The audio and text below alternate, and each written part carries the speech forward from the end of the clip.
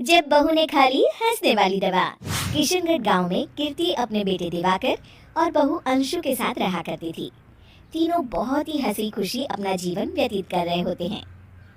अरे बहू, आज खाना मैं बना देती हूँ। नहीं माँ जी, आप क्यों तकलीफ कर रही हैं? आप आराम कीजिए, खाना मैं ही बनाऊंगी। कितनी अच्छी बहू मिली है मुझे। भगवान ऐसी बहू सबको दे। सब कुछ ठीक चल रहा होता है कि एक दिन गलती से अंशु हंसने वाली दवा खा लेती है। बस उस दिन से सब कुछ बदल जाता है। अरे बहू, मेरे घुटनों में बहुत दर्द हो रहा है, जरा बाम तो दे दे। अरे बाम लगा कर क्या करोगी माँ जी? मैं पाँव दबा देती हूँ। अरे एक तो मुझे पाँव दर्द हो रहा है, ऊपर से तुम हंस रही हो। I'm sorry माँ जी। अरे फिर से हंस रही है, जा तू मेरे कमरे से, मुझे तुझसे बात नहीं करनी। हे भगवान, ये क्या हो गया? माँ जी क्या सोचेगी? 2 दिन बाद कीर्ति घर में किटी पार्टी रखती है। उसकी सभी सहेलियां घर आने वाली होती हैं। अरे बहू, मेरी कुछ सहेलियां आज दोपहर को घर आने वाली है। आज कुछ खाने में अच्छा सा बनाना। सहेलियां? क्यों? मेरी सहेलियां नहीं हो सकती क्या? तुम फिर से हंस रही हो? नहीं माँ जी, मैं हंस नहीं रही हूँ। अरे फिर से हंस रही हो और बोल रही हो कि हंस नहीं रही। नहीं माँ जी, मैं तो वो। तुम जाओ मेरे सामने से और किचन का काम कर लो, जाओ। दोपहर को कीर्ति की सभी दोस्त खाने पर आ जाती हैं। अरे वाह, घर तो बहुत सुंदर सजाया है कीर्ति। अरे मैंने कहा, ये सब तो मेरी बहू का कमाल है। अरे वाह, बड़ी गुनी है तुम्हारी बहू तो। हाँ, खाना भी अच्छा बना है। हाँ, बहुत ही गुनी है। तो हमको नहीं मिलवाओगी क्या, या छुपा कर रखोगी अपनी हीरे जैसी बहू को? अरे नहीं नहीं, अभी बुलाती हूँ।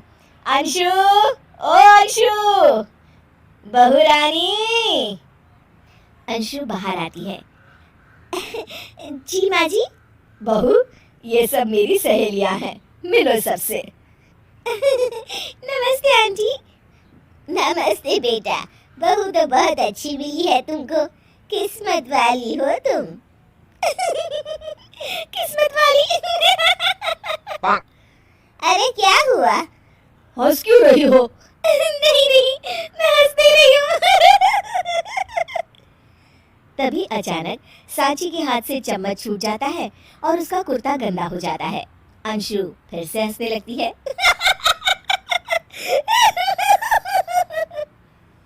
इधर सब सहेलियां गुस्सा होकर चली जाती हैं। कीर्ति भी नाराज होकर अपने कमरे में चली जाती है। हे भगवान, ये मैंने क्या कर डाला?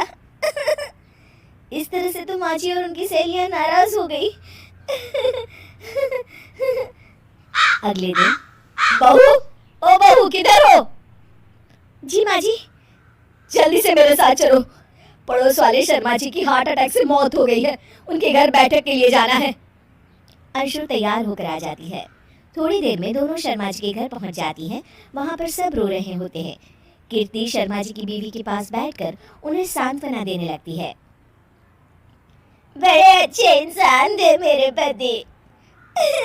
अच्छा। तुम हंस क्यों रही हो? वो अच्छे थे। हाँ, बहुत अच्छे थे अंकल। अरे अंशु, हंस मत।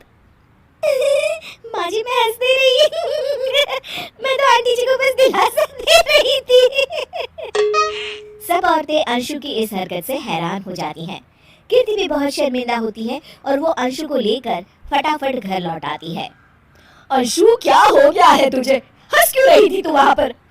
नहीं माँ जी, मैं तो बस। अरे तो फिर से हंसती, जा तो अपने कमरे में, मुझे तो तुझसे बात ही नहीं करनी। मेरा बेटा ही तुझसे बात करेगा अब। रात को जब दिवाकर घर लौट आता है तो कीर्ति दिवाकर को सब कुछ बताती है। ठीक है माँ, आप फिक्र मत करो, मैं अंशु से बात करता हूँ। दिवाकर अपने कमरे में जाता है। जी आ गए आप? कैसे हैं? मैं तो ठीक हूँ, बस सर में हल्का दर्द है। सर में दर्द? अरे इसमें हंसने की क्या बात है? नहीं, मैं हंस नहीं रही हूँ। मुझे तो फिक्र हुई है आपकी। एक तो मेरे सर में दर्द है, ऊपर से तुम हंस रही हो। अरे कैसे समझाऊं मैं आपको? मैं हंस नहीं रही। अंशु, तुम इस घर से चली जाओ। माँ ने मुझे बताया जो भी तुमने शर्मा आंटी के घर किया और किटी पार्टी में भी। नहीं जी, मैं ऐसे नहीं हूँ। तो अभी क्या हुआ था? क्यों हंस रही थी तुम? रुकिए, मैं आपको सब कुछ बताती हूँ। बताती हूँ आपको सब कुछ। अंशु डायरी में लिखकर दिवाकर को पढ़ने देती है। कुछ दिनों पहले मैंने गलती से हंसने वाली दवा पी ली थी, जिसकी वजह से ये सब हो रहा है। इसका असर कुछ दिन और रहेगा। अरे तो तुमने ये सब पहले क्यों नहीं बताया अंशु? वो मैंने माँ जी को बताने की बहुत कोशिश की, मगर उन्होंने सुना ही नहीं। अरे ठीक है, मगर वादा करो जब तक दवाई का असर ठीक नहीं हो जाता तुम घर से बाहर नहीं जाओगी। नहीं जाऊंगी, और हंसूंगी तो बिल्कुल नहीं। लो, तुम तो फिर से हंस दी।